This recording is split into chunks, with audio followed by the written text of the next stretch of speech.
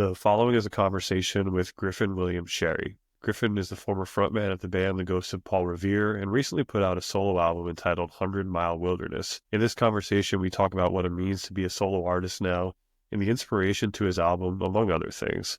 I hope you enjoy the conversation I had with Griffin William Sherry. Yeah, so it is an absolute pleasure to have Griffin William Sherry on the podcast, man. How have things been for you? Good?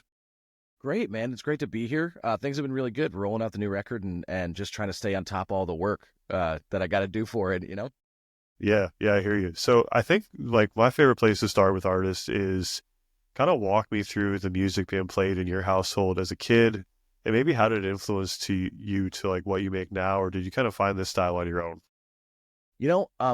As years go by, I find that it had more an impact on me than I really gave it credit for when I was growing up, I think. My dad was really big into James Taylor and Joni Mitchell and kind of brought the folk side of it. My mom was a big fan of the Doors and Hendrix and Bonnie Raitt. So like that was kind of in the house all the time. And the first three records I really latched onto was that first Elvis Presley record, and then Magical Mystery Tour, and then funny enough, Songs in the Key of Springfield, the Simpsons, the Simpsons soundtrack one that's got all the Simpsons songs on it, which is like kind of a masterclass in songwriting on subject, which is really wild, but it's I love those songs. So yeah, that's what I started as a little kid, and that kind of grew. And I went off and found like harder rock and heavy metal and progressive rock on my own as a teenager, and that kind of influenced me. But bluegrass and country, and Bob Dylan was like I was like 18 or 19 when I finally kind of got that bug and really dove into that. Yeah, I think for me too, like it's funny how you kind of mentioned, I think everybody goes through this like progressive rock metals phase as like a teen, right? Like you're rebellious and you got to go through it. Like I grew up on country that my teenage years was like huge into Metallica and like, bands in that key, Rise Against, early Rise Against and stuff like that. Yeah, then you kind of come back to like I've circled back now to country, folk, Americana. It's just kind of funny how that works. Yeah. Was it like Garth Brooks country, like that, like late 90s, yes, country stuff? Late 90s country. Yeah, I mean, Garth Brooks, Tim McGraw, Kenny Chesney. That's all my parents played, so that's all I really listened to until I had the opportunity to find my own stuff. So, hell yeah. So now, after you've kind of stopped touring or making music with the Ghost of Paul Revere, do you take a break from music altogether, or is this solo project something you had kind of always envisioned? I'd kind of always envisioned it. I started working on some of these songs even before The Ghost was done. I kind of knew that before we had recorded Goodbye, a lot of my songs on Goodbye, the last Ghost of Paul Revere record, they were meant for a solo record that I was already working on. It was going to be called Letters from the War of Love and Loss, and that was kind of I wrote that song because I had come up with that album title. And we decided we wanted to make another record, so a lot of those songs kind of got subsumed into The Ghost. But I kind of always wanted to make a solo record, and when we decided that we were going to put a pause and stop The Ghost, I kind of just jumped right in and started writing tunes and started working on the next phase of things. Nice. Yeah. So how has that transition been for you from, working with a band to kind of, just really being able to do what you want to do and kind of make music the way you want to make it? It's been interesting. It's not too different. A lot of times, especially with Ghosts, like if whoever was singing lead kind of was the one who wrote most of the stuff on the song and arranged it for everybody. So we would come in with pretty complete ideas to the studio. So that kind of writing process I'm pretty comfortable with, is of just like trying to do it all myself and then adding pieces later. And I knew Chuck, who drummed for The Ghost. He wanted to stay on with whatever I was doing next. So it was nice to have one person with me that I had been touring with for years and stuff. And everybody else who's joined the band so far are all good friends. And so the touring band is like a kind of a group of Maine musicians that I've been good friends with for a long time. But it's the nice thing about it is, when you're not having to juggle 3 or 4 people's schedules, you can kind of take advantage of opportunities. And that's certainly, the new record came out of one of those. I got just like, Eddie gave me a call and just was like, can you be in Nashville in a month to record? And I was like, yeah, sure. I'll clear my schedule. I'll book a flight and I'll get down there. We'll figure it out. So those kind of opportunities are a lot easier to do now, that it's a solo project. And it's nice to kind of have, just my hands on the steering wheel for the first time in a long time.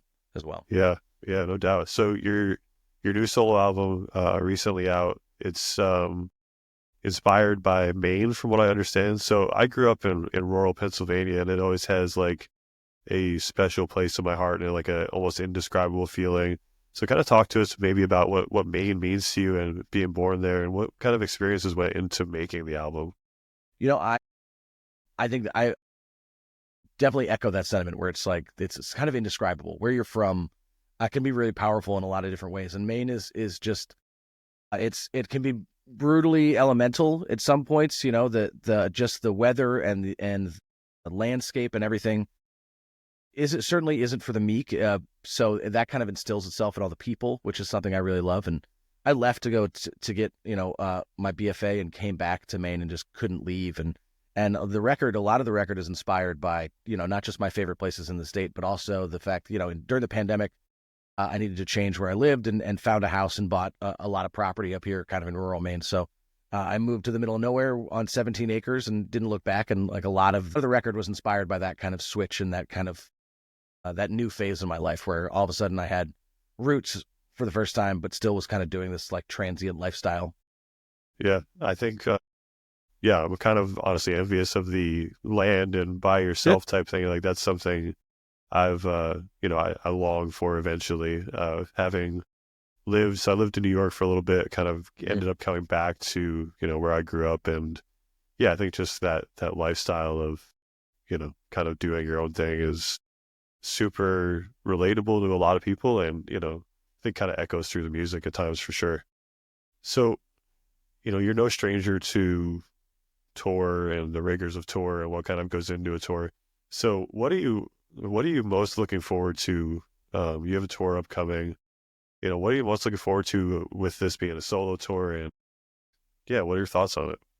I mean, I think I'm most looking forward to honestly, just playing these songs with the band. We've been having so much fun and just kind of showing this new music off to people. I think that, whenever somebody goes through a transition, I've seen this with friends and other bands and stuff. If the band goes away and someone else decides to pursue something else, or even if they're in the middle of a band and decide to pursue something else, I think that, it can be easy to miss kind of what you had, that, might have been easy at the point where you stopped, but it breeds this kind of hunger in it, which I love.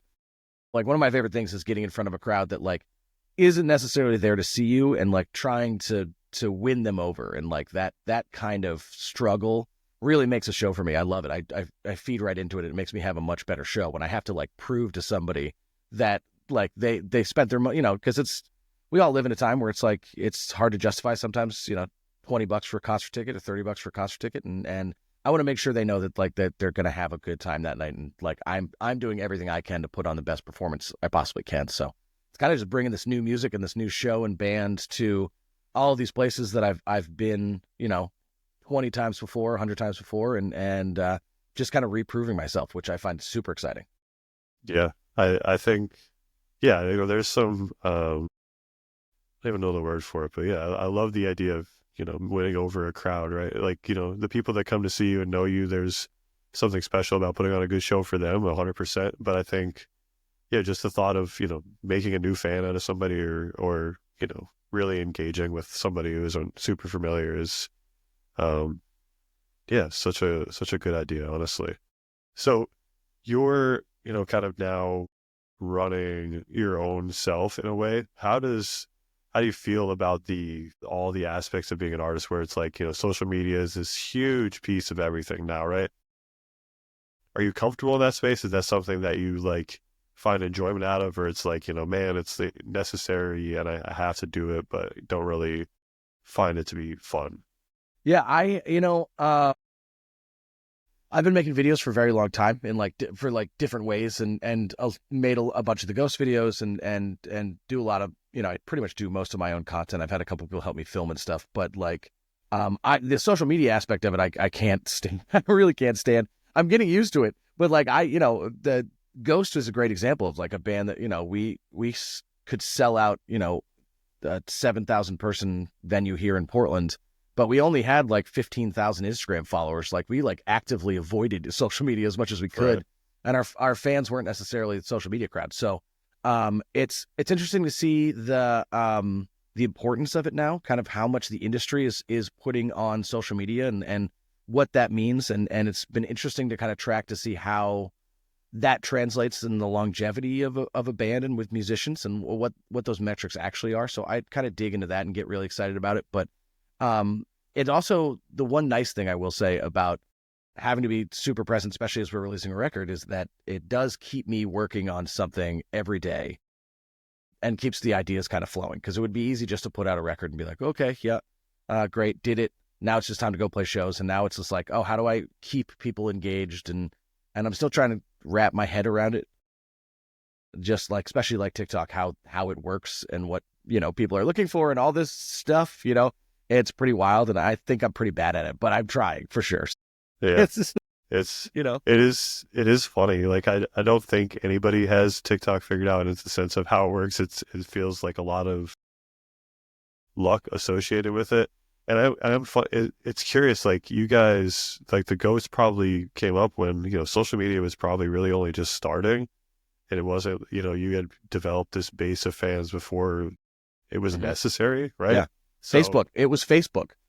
It was like right. we no longer had to flyer for shows. We had to create Facebook events, and people actually would respond and like act on what they did on Facebook, which is kind of a wild thing to say these days. But like, yeah, it was Facebook and Instagram. So it certainly wasn't. Virality was like a thing that was reserved for, Gangnam Style and like video, whatever, like those one hit crazy wonders, like that kind of thing. Yeah.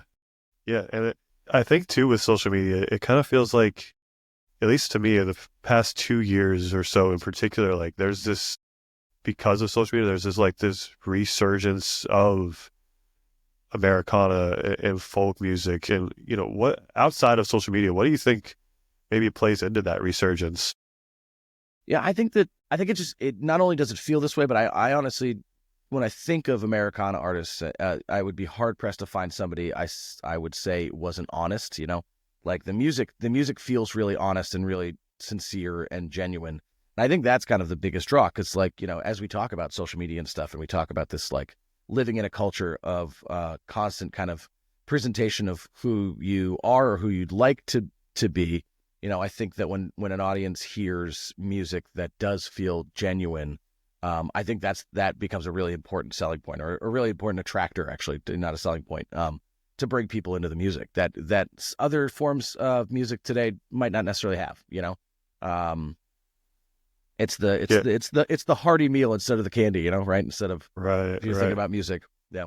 Yeah. I think for me, like folk in Americana, like having this, I don't know, this, space to, like you said, present that honesty is something that I don't know if was available in the past. I think people just associated folk music with, people playing on a banjo, like, backwoods type stuff, but it wasn't, that relatable experience wasn't brought to the forefront and just for such a wide audience until social media, until like the ability to go viral. And I'm interested kind of, what are your, fellow Maine native, Noah Khan? I feel like he's kind of really put that, indie folk space back on the map, and it really, really allowed it to, to kind of grow a little bit in my eyes. Yep. Yeah, I think that he's right now is the champion for New England, which is a great thing to have. I think before that, New England's had some great bands, and we're not necessarily known up here for music, which is wild to me, because I know so many incredibly talented bands and musicians that have come out of especially northern New England, Vermont and Maine. So it's nice to have a champion, and I think that like right before him would be Grace Potter and Lake Street Dive, and you kind of have these interesting, and all of those have aspects, I think, of Americana. Because when I think of Americana, I think right now it's in a pretty folky period. But, I think that the first ever Americana band was The Band, that setup of instruments and what that sounded like, and songs that told stories for sure, and harmony. And I think if you look at the roots of it too, there are a lot of bands from New England that fit that mold, even though, none of the dudes from The Band were from anywhere near New England. I mean, Canada, but yeah. Yeah.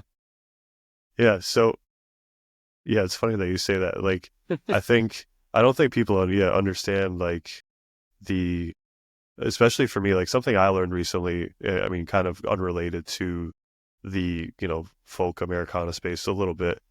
There's like jam bands are a very Northeast thing, and I don't think I've like fully grasped that. But Mm-hmm. the more I think about it, like it feels so true to the type of people that like live in the Northeast and like exist in the Northeast and why that would be such a popular thing. Yeah, I don't know. It's just a random like thought that, jam bands really exist in the Northeast and come from the Northeast. One in two people, you grab two people off the street, and one of them will never have heard of Fish, and the other one will tell you about the time they had the Great Went. Like that's like Right. it's like how Yeah. it is up here, Yeah. which is really funny. Yeah. So kind of like going back to when you're on tour, maybe just in general, when it comes to like, on my page, I like to talk a lot about my mental health space and try to be as transparent a human being as possible. Because like you said, social media can get very diluted in the person you're presenting. What's kind of like your go-to when it comes to taking care of that space and recharging your battery, so to speak?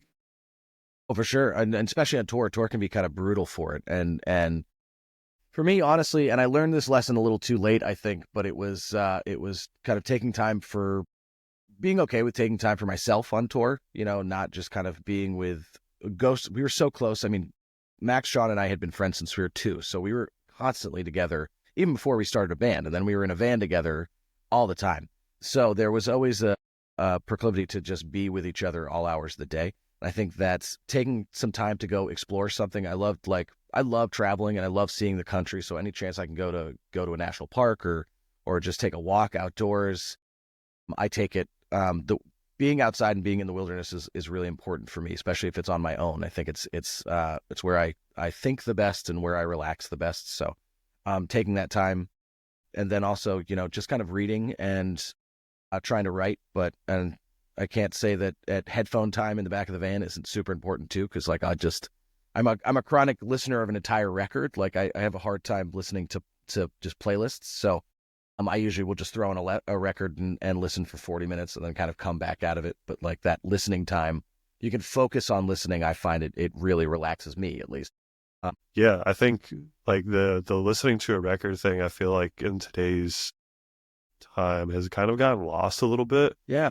And even for myself, like I think I lost it kind of when I had first started doing this.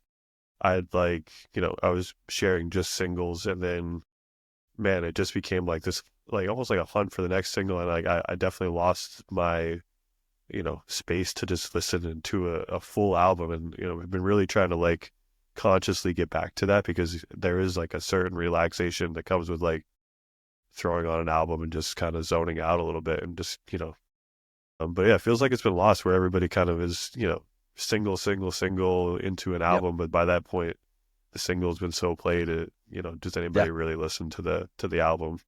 Exactly. And yeah, I come from the opposite school where like I would much rather create a body of work, that's 40 minutes long for people to listen to instead of just a 3-minute song. But and we both have records on the wall behind us, and it's like I think that I always encourage people to get into vinyl, not just from like you could always make the argument like the audiophile argument and that kind of stuff, but like my favorite thing about listening to records like an LP is that it's an activity that you like do have to pay attention to. So you carefully place it on the mat, you press play, and then you get through half the record, and then you have to get up and you have to flip it over and sit back down. You can't just like mindlessly throw on Spotify and like let it play music in the background. It demands your attention, which I think is really important to give Yeah. music that space, Yeah.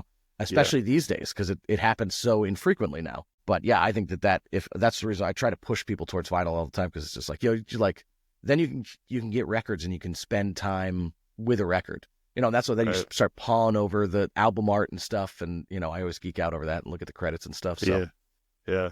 Yeah. The vinyl for me has been like a fairly recent rediscovery. Like I had a few, I mean, a while back, and then, they kind of sat and finally got like a good record player. And yeah, just the ability to put it on, sit with it, pay attention to it.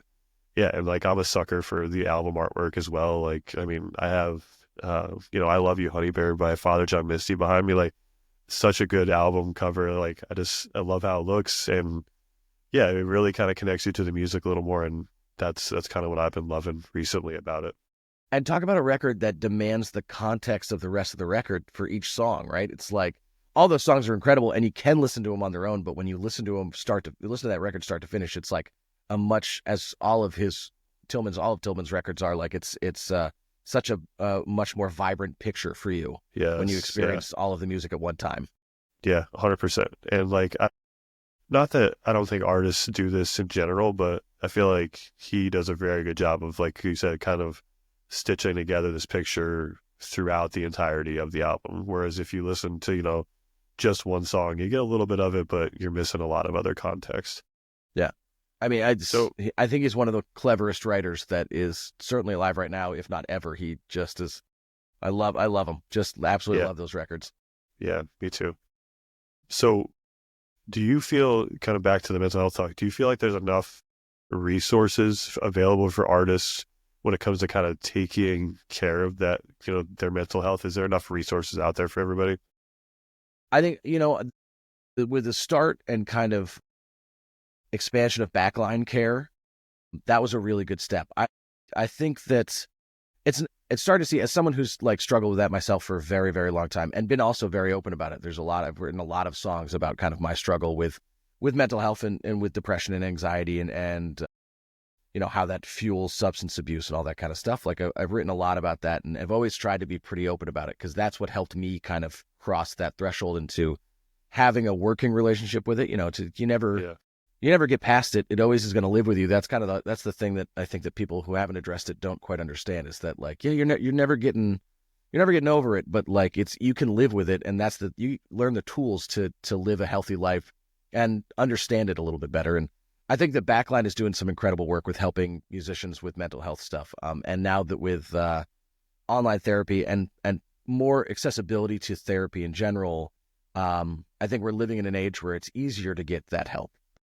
And an industry as a whole, I still think that like sometimes it's easy to hang on to old bad habits and reinforce, kind of especially images of what a musician is and like how detrimental that lifestyle can be to your own health, to what you're doing every day. Because that's the other thing is, and I always used to describe it to people, like, because when we would tour was this idea that like when you come out to a show, like it might be the one night you go out that week. So you're really looking to party.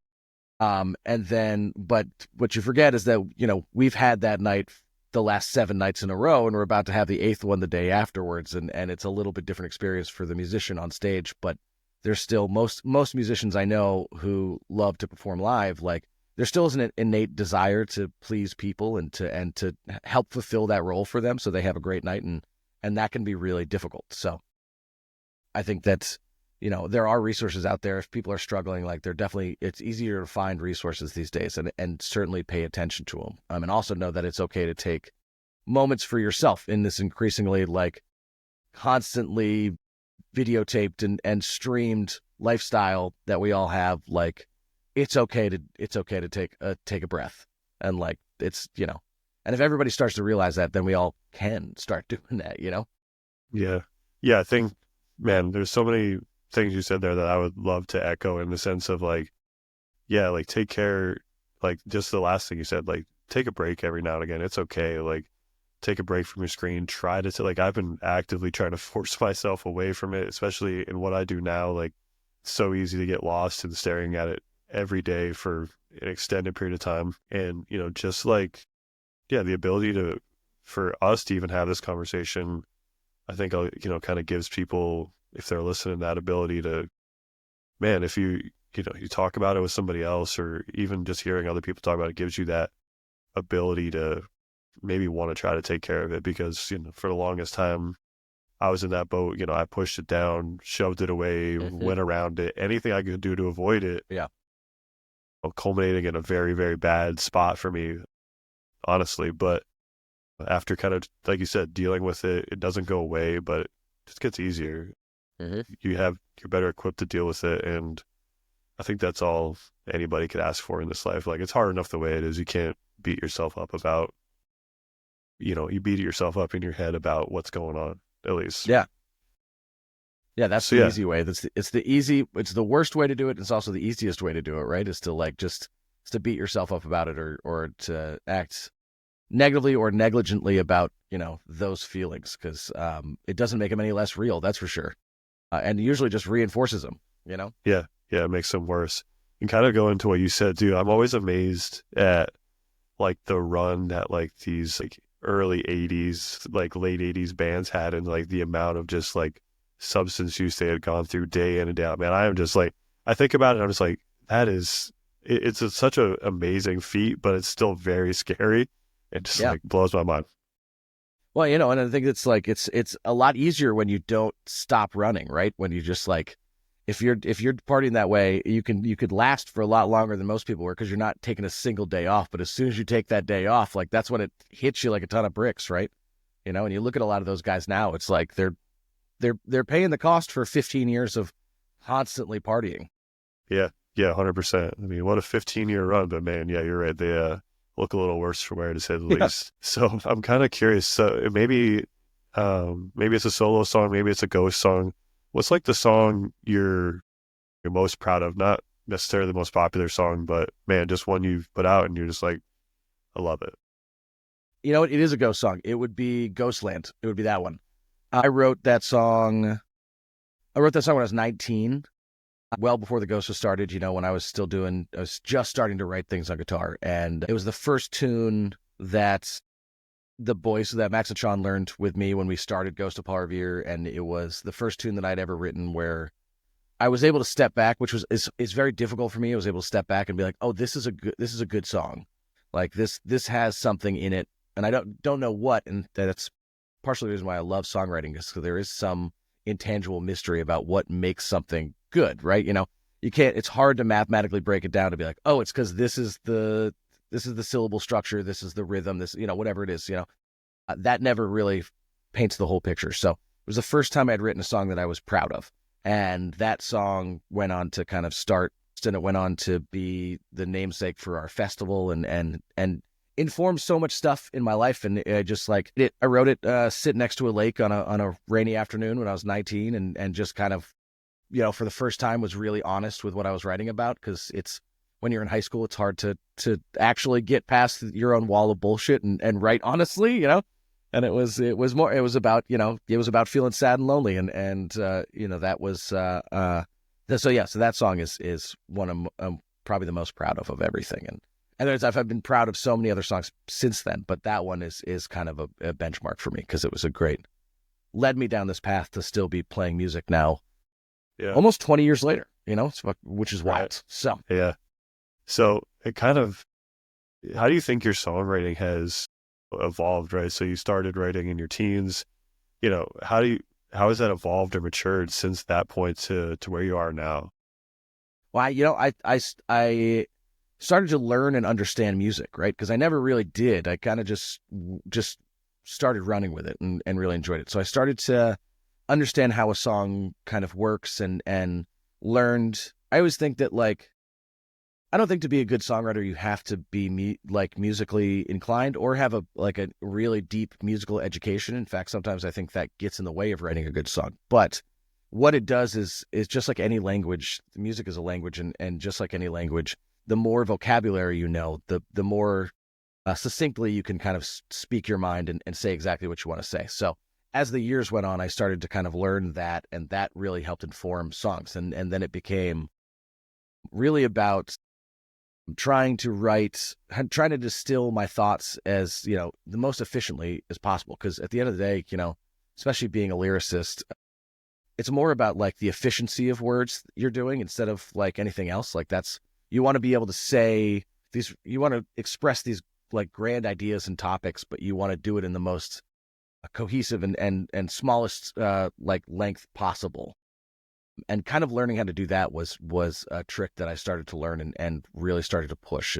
And so, 5.5-minute songs, I was able to start saying all of the sentiment in 3 minutes, and that was kind of, and it also like allowed me to explore stuff. But the other thing is not trying to, I felt like I had a small period of writing where I was trying to write as if I was a good songwriter, And I think I lost a lot of the charm that I had in my earlier songs where I didn't really know what I was doing. And finding my way back there, I think, was really important, to be like, it doesn't really matter. I don't need to do intro, verse, pre-chorus, chorus, chorus, bridge, whatever the structure you want to do, like whatever the standard song structure is. That isn't necessary. A song like the Ghost song, like San Antone, is essentially a circle. It starts, the intro is the same as the ending, and it loops back in on itself, and that's all it is. It's a song in 3 parts. There's a beginning, a middle, and then the beginning again. And that, like, knowing how many people loved that song, like, that's great fuel for the fire to be like, oh, it doesn't, like, I don't need these things that everybody tells me you need in a song. Like, people are gonna, if you do it correctly, people are gonna attach themselves to whatever. But honestly, it's about just like being more comfortable keeping that honest voice in the lyrics, and then not being afraid to kind of write the way I want to write. I don't think I would ever have a chance if I tried to write, it top 40 style or like modern country style or like whatever it is, because it's not my voice. And I've never really been afraid of just being like, okay, yeah, I'm just going to write what I feel, how I feel it. And I'm not going to worry about the convention of it like whether or not that's in style or not, Yeah. Yeah. I think that's, at least for me as like a listener, I think the honesty, or what feels like honesty in a voice, is like what matters the most to me. Right. Like, kind of like you said too, that structure part, like I've never, as like just a listener, have sat down and be like, oh man, here's the intro, the chorus, where's the next, Mm-hmm. I've never thought about that. It's just, how the song sits with me, resonates with me, and, how honest at the end of the day it does kind of feel. But yeah, so Yeah. what about a song or an artist maybe that you think is kind of under the radar that everybody should kind of know? Man, there's a lot. I mean, I would like to think they're super popular, but I have a Dr. Dog hat on right now. They would be one of my top. Dr. Dog and Deer Tick, talking about New England bands, Deer Tick has always been one of my favorite bands. And as far as songwriting goes, they're pretty top notch, and they're still putting out music, which is awesome. And Dr. Dog just got back together. They kind of ended the same time Ghost did. But it's nice, that new record I was really digging into, that's for sure. Nice. And I'm really, to get like on a really, really small scale, I have 2 of my really good friends, Ben Cosgrove, who was a member of the Ghost for a long time, and then my friend Max Garcia Conover, who I toured the country with.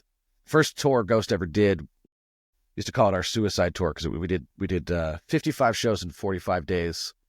We just jumped in a van and and then we got back and still wanted to play shows, and that's how we knew that that was like 2014, I think, and 2015, and that's how we knew we were we could make a run at this thing.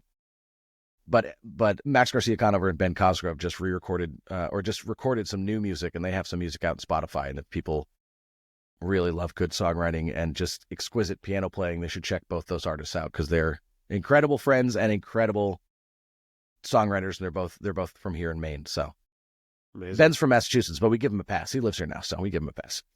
Good enough. We'll take it. Yeah. So I guess kind of wrap it up here, man. Why don't you just talk to us about the album, talk to us about the tour, and just tell us what's up next. Oh, I'm so happy the album is out in the world now. Finally, it felt like it takes forever when you're sitting on music for a year and you're waiting for it to come out. But I'm so proud of it. And it's just, Eddie and I recorded it down in Nashville with a bunch of just outstanding young musicians that are all doing really incredible things now. But we did it in about 4 days, and the process of the record was kind of unlike anything I've ever done, because I've never really worked with a producer like that, and certainly never one where I didn't have.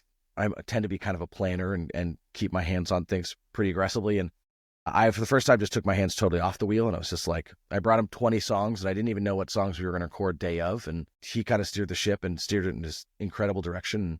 I'm super proud of it, and I've done, I went to art school, so all of the design stuff and the album design and the merch and all this stuff is stuff I do myself. So I'm really happy with all that stuff. And I just finished the design. I had to go through and spell check it about 16 times because I always miss something. But if anybody has a Good at Losing Everything vinyl, check the spine, because you'll also see what I missed on that one. But yeah, I just finished that design, so I'm really excited that all this stuff is kind of rolling, and I get to kind of rebuild my identity, post Ghost, and also incorporate a lot of themes, because a lot of that, and I don't feel like it's too terribly different from what I was doing in Ghost of Paul Revere. It's just just Max and Sean aren't singing on the records is really the biggest difference.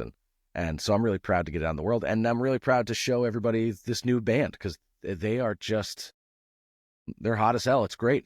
We're just having the best time on stage, and we're playing everything a little bit faster and a little bit more rock and roll than it's on the record, but we're having a great time doing it. So I'm excited to kind of show the country this new music. Awesome, man. Yeah, well, yeah. I appreciate you taking the time to sit down and talk with me. It's been fun. Thanks for having me. It's been awesome. Yeah, absolutely. Well, hope you guys get the chance to check out Griffin William Sherry on tour, and please take a time and go listen to his new album. Appreciate you, man. I appreciate you too, man.